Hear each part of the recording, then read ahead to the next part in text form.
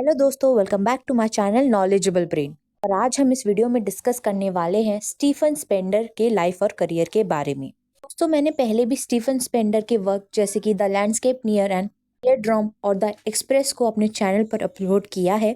आप जाके मेरे चैनल पर देख सकते हैं। वीडियो ढूंढने में कोई दिक्कत हो तो आप प्लेलिस्ट में जाके ब्रिटिश लिटरेचर की पोएट्री और ड्रामास को देख सकते हैं। तो स्टीफन स्पेंडर का पूरा नाम था सर स्टीफन हैलॉट स्पेंडर। का जन्म हुआ था 28 फरवरी 1909 लंदन में। वो कि इंग्लिश पोएट और क्रिटिक थे। उन्होंने अपनी रेपुटेशन बनाई थी इन 1930s जब वो अपनी पोयम में एक्सप्रेस करते थे पॉलिटिकल कंसाइन को। दोस्तों, स्टीफन स्पेंडर J.A. स्पेंडर जो कि एक लिबरल जर्नलिस्ट और बायोग्राफर थे, उनके नेफ्यू थे। स्टीफन ने यूनिवर्सिटी कॉलेज स्कूल लंदन से पढ़ाई की थी और साथ ही साथ यूनिवर्सिटी कॉलेज ऑक्सफोर्ड से भी। अंडर ग्रेजुएट थे तब उनकी मुलाकात हुई थी पोएट्स जैसे W.H. ऑडन और C.D. लुइस से। स्टीफन ने 1930 और 1933 वक्त बिताया है जर्मनी में विद राइटर क्रिस्टोफर आइशरवुड। इन राइटर्स का इन्फ्लुएंस उनके काम पर के अर्ली वॉल्यूम्स पर, जैसे पोएम्स जो उन्होंने पब्लिश करी थी 1933 में, विनेन जो उन्होंने पब्लिश करी थी 1934 में, ट्रायल ऑफ जज पब्लिश किया था उन्होंने 1938 में, और द स्टिल सेंटर जो पब्लिश किया था 1939 में। ये poetry German Rainer Maria Rilke and Spaniard Federico Garcia Lorca की थी। सारी पोएम्स में उन्होंने एक्सप्रेस किया है सेल्फ क्रिटिकली पैशनेट पर्सनालिटी को। दोस्तों, इतने सालों में पेंडर की पोएट्री पर्सनल पोएट्री में बदल गई थी। वो उनकी अर्ली एसोसिएटेड पोएम्स थी, वर्क था, और भी ज़्यादा ऑटोबायोग्राफिकल बन गया था। उनका सब्जेक्ट एक्सटर्नल टॉपिक नहीं हुआ करता था, वो सब्जेक्टिव एक्सपीरियंस को अपनी पोएम में दिखाया करते थे। उनकी जो रेपुटेशन थी ह्यूमनिज्म और ऑनेस्टी को लेकर, वो उनके वर्क में अब सही साबित हो रही थी। जैसे उनकी वॉल्यूम्स प्रिंस एंड विजन जो उन्होंने पब्लिश की थी 1942 में, पोएम ऑफ डेडिकेशन जो उन्होंने पब्लिश की थी 1947 में, द एज ऑफ बीन उन्होंने पब्लिश की थी 1949 में, सेलेक्टेड पोएम्स जो उन्होंने पब्लिश की थी 1965 में, द जेनरस डे जो पब्लिश किया था उन्होंने 1971 में, और द डॉल्फिन 1994 में।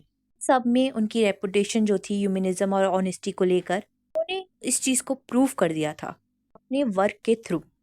1940s के दौरान स्पेंडर अपने पर्सपेक्टिव क्रिटिसिज्म और की एडिटोरियल एसोसिएशन का इन्फ्लुएंस रिव्यू हुआ था हॉरिजन में बिटवीन 1940 और 41, एनकाउंटर में इन 1953 और 67 के बीच में। उन्होंने कुछ शॉर्ट स्टोरीज भी लिखी थी, जैसे बर्निंग कैक्टस जो पब्लिश किया था 1936 में, एक नॉवल जिसका नाम था द बैकवर्ड सन जो उन्होंने पब्लिश की थी 1940 में, और literary criticism the destructive element जो उन्होंने पब्लिश किया था 1935 में, और द क्रिएटिव एलिमेंट जो पब्लिश किया था 1953 में, मेकिंग ऑफ अ पोएम 1955 में, स्ट्रगल ऑफ द मॉडर्न 1963 में, और उनकी ऑटोबायोग्राफी जिसका टाइटल था वर्ल्ड विद इन वर्ल्ड जो उन्होंने पब्लिश की थी 1951 में, जो दोबारा से री इशूड हुई थी 1994 में। इसके अलावा उनके अनकलेक्टेड एसेज थे विद न्यू कमेंट्री